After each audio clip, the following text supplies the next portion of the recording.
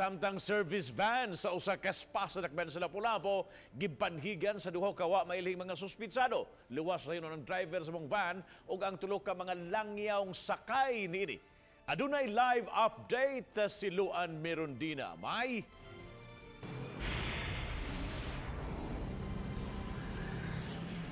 Bob, sama sa nahitabong pagpang-ambush sa Dakbayan sa Mandawi, may insidente usab sa pagpang-ambush sa Dakbayan sa Lapu-Lapu kagabi ug swerte usab ang biktima kay nakalingkawas kini sa hitabo.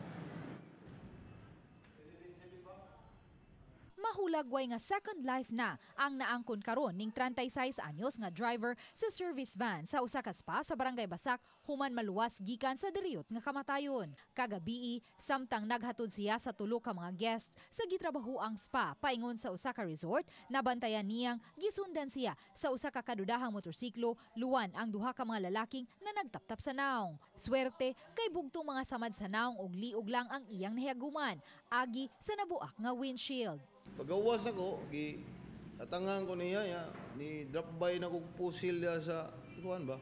Sa may Dikatre, unahan ka may Dikatre. Nakabantay ko nga, ni kuan siya, ni tion siya na ko. Mato nakalignat ko, nakabantay ko, mato nga, nakahupo ko gamay. Ito nga, wako ma-dimano kay pakigo niya ba? Base sa investigasyon sa Marigondon Police, ang driver gayud sa van ang target sa mga suspitsado ug dili ang tulo ka mga langyaw. Kaingon kita nga ang target is ang driver.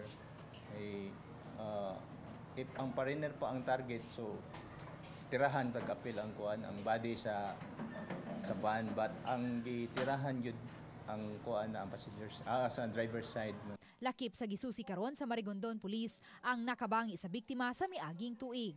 Ato pa ning gi-dig up og maayo mamugod sa motibo atong duha nga nakamotor na nitira ani niya.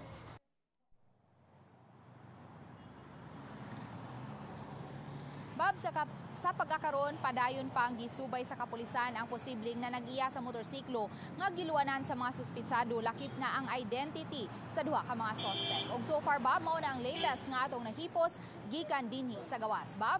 Thank you so much sa Luan Mirondina sa imong live report.